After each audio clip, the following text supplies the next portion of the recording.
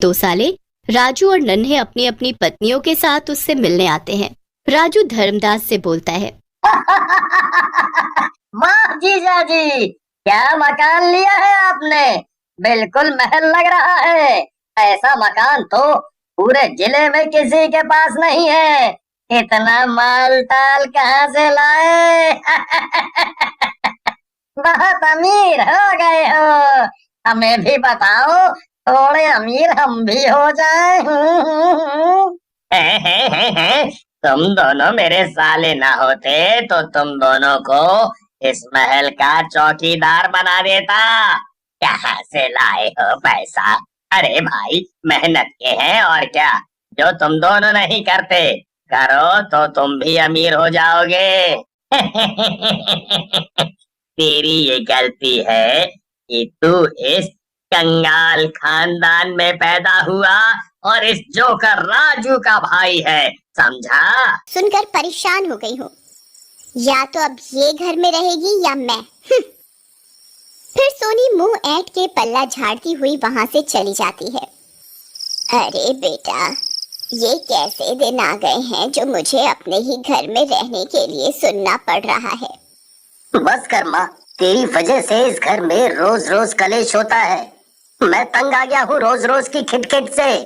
तू अपना बोरिया बिस्तर बांध ले, कल सुबह मैं तुझे वृद्धाश्रम छोड़ के आऊंगा। बुढ़िया दंग रह जाती है कि उसका बेटा ही उसे घर से निकालने को तैयार है तो किसी और से क्या कहे। आधी रात को ही बुढ़िया 2 जोड़ी कपड़े लेकर घर से बिना किसी को बताए निकल जाती है। सुनसान रात को काले अंधेरे में खाली सड़क पर बुढ़िया अकेले चल रही होती है।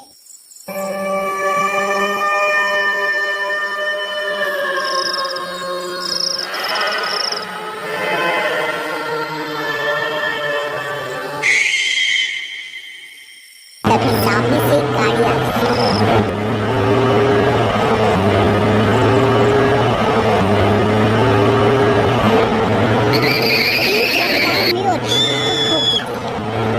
बुढ़िया वहीं एकाएक ढेर हो जाती है।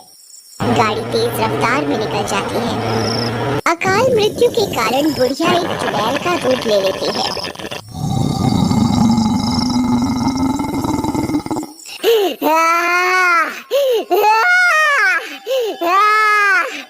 अब मैं चुड़ैल बन गई हूँ। अब मेरे पास ताकत आ गई है। अब मेरा सामना कोई नहीं कर सकता।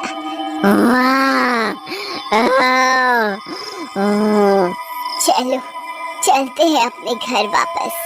बूढ़ी चुड़ैल सुबह होने से पहले अपने घर वापस आ जाती है और एग में जाके बैठ जाती है। वहीं बैठकर अपने बेटे बहू के उठने का इंतजार करने लगती है। सुबह होने पर अलार्म बजता है। अजी अलार्म बंद करो, आज मैं थोड़ा लेट उठूंगी आराम से। वैसे भी रोज रोज के ड्रामे से मेरा सर दुखने लगता है।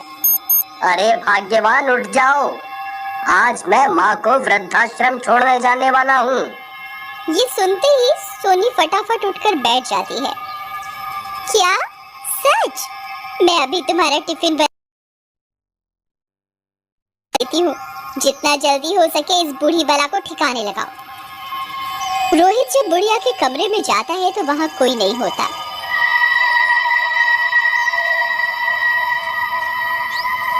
कमरा खाली पाकर वो सोनी को बताता है, चलो अच्छा ही है, बुढ़िया खुद ही कहीं चली गई, हमारी टेंशन ही खत्म हो गई।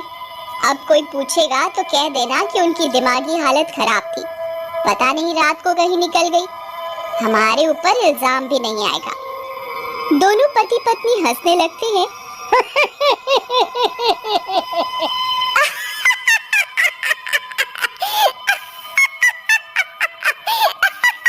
और अपने अपने रोज के कामों में लग जाते हैं। अच्छा, बहू तो बहू, बेटे को भी मेरी कोई परवाह नहीं।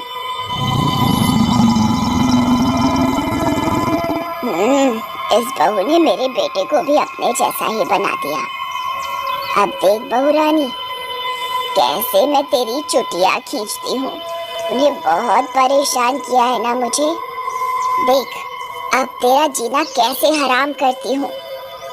रोहित के के ऑफिस जाने के बाद सोनी छत की सफाई करने लगती है। बूढ़ी चुड़ैल भी उसके पीछे पीछे जाती है। सोनी झाड़ू मारने लगती है। चुड़ैल साफ जगह पर फिर से कूड़ा बिखेरने लगती है। अरे, ये कोना तो मैंने अभी साफ किया था। शायद भूल तो नहीं गई, क्योंकि साफ किया होता तो गंदा नहीं होता। चुड़ैल सोनी के पीछे खड़ी होती है। सोनी वो जगह फिर से साफ करती है।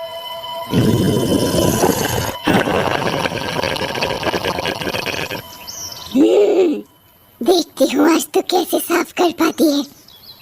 चुड़ैल फिर से पीछे पीछे कचरा बिखेरने लगती है।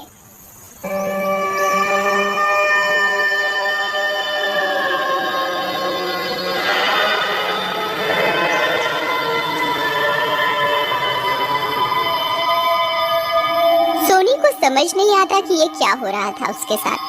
सोनी परेशान होकर थक कर नीचे जाने लगती है। तभी बूढ़ी चुड़ैल जीने पर पानी डाल देती है और सोनी धम धम करती हुई नीचे जा गिरती है।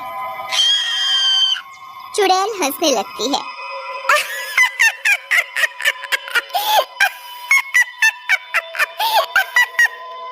हाय मेरी कमर, अम्मा, कमर ही टूट गई मेरी तो आज। हे राम।